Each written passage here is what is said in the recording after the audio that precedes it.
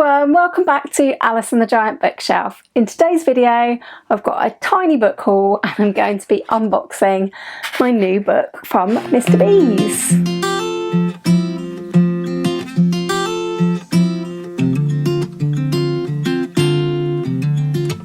Hi everyone, welcome back to my channel, or welcome if you are new. My name's Alice and I have way too many books. And of course, because I spent the last video unhauling some books, in today's video I have balanced the scales a little bit, thankfully not all the way, by hauling some more. So I do have my unopened Crime Syndicate subscription Parcel here to open with you. If you've not been here before, I don't have any kind of sponsorship with Mr. Bees, but it is a bookshop in the city of Bath and I highly recommend it if you go there.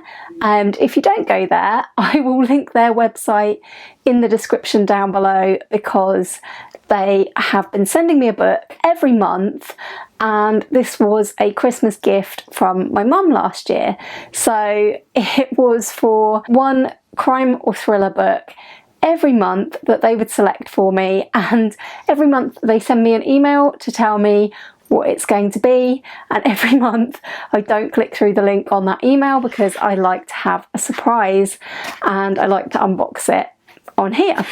So that's what I've been doing. It's been an awesome Christmas present from my mum, and it will soon of course be coming to an end, but I'm not too sad about that because I have got plenty of them still left to read, a little bit of a backlog building up. That said, every single book has been by an author I've never read before. As I mentioned in the last time I made a unboxing video, most of these have been set in different countries. There's been a really wide variety of different subgenres within sort of mystery, crime and thriller. Very impressed with that.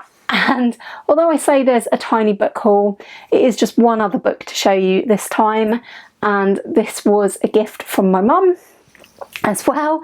So thanks to my mum for keeping me in books as if I could run out. This one I'm going to show you first, and this was inspired by me and my mum recently going to the British Library in London to see Susan Cooper in Conversation with Natalie Haynes, and that was just such a wonderful event, and it led me to think this series of books, the Darkest Rising sequence, have long been my absolute favourite series of all time, but I've never yet read any of other Susan Cooper's other work, and she does have other work. I've reserved a couple of books from the library to come in of Susan Cooper's other children's books, and my mum has very kindly bought me Susan Cooper's book of essays on writing for children, and this is called Dreams and Wishes by Susan Cooper. I've only had a brief look at this so far, but it has lots of different essays and it tells you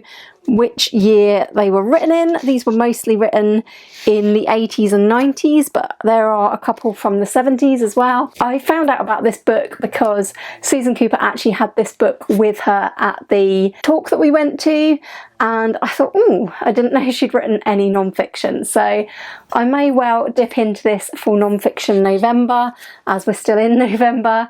And yeah, thanks very much mum for getting me this one. I'm sure I will be sharing it with my mum so that she can read it as well. Very much looking forward to reading some non-fiction from Susan Cooper about like writing children's stories.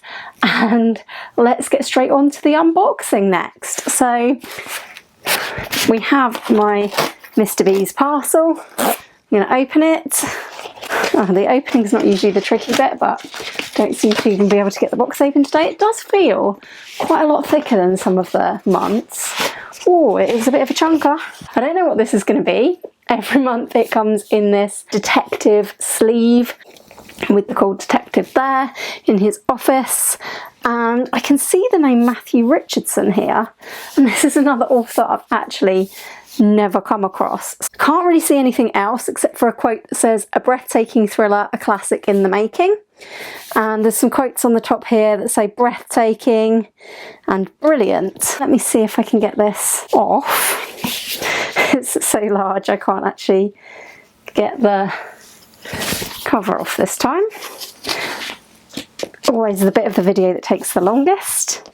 because I don't like to rip them off. I just like to slide them off. Here it comes.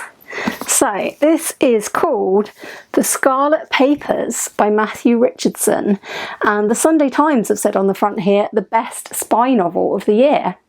So we haven't, I was saying we've had all different subgenres. As far as I can remember, there has not actually been a spy novel. So another subgenre of crime fiction. I'm very impressed. The quote on the back that I already read was by Peter James, who I think I have read one or two of his crime books, and the blurb says, London, present day. Historian Max Archer is invited to a clandestine meeting with legendary Cold War spy master Scarlet King. Her offer to share the explosive secrets born of over half a century at the heart of global espionage would be life-changing. But Max has little reason to trust a woman whose name is a byword for deceit and ruthlessness. Soon he is on the wrong side of the law and on the run. As the net closes tighter around him, he must somehow discover the truth. Because it's not just his life on the line, but also the fate of the Western world. Now there is a quote on the back here that very much interests me, because it says, the most impressive espionage debut since Mick Herron's Slow Horses. And Slow Horses is a book that has come up a couple of times lately for me, so I had that recommended to me when I went on the Booktuber meetup. Robin over at Bookends and Biscuits recommended that book to me, and I thought I would not buy it that day, but I would look for it from the library. But it's so popular at the moment because it's had a TV series that I haven't actually got hold of that yet. I then bought it for Charlie from Charlie Brooke Reads for her birthday because it was on her wish list. I was drawn to it because I also want to read it. That's an interesting comparison. There's also quotes on here saying hugely impressive and compelling, magnificent, and a shot in the arm for thriller fans. I don't really read a lot of spy novels. I would say that this is the longest book I've been sent because this is like 580 pages nearly, and I haven't been sent anything that long before. If this is an espionage debut, I'm assuming that Matthew Richardson has not written a book before. So it says in the author bio, Matthew Richardson studied English at Durham University and Merton College, Oxford. After a brief spell as a freelance journalist, he began working as a researcher and speechwriter in Westminster, and also writing speeches for senior figures in the private sector.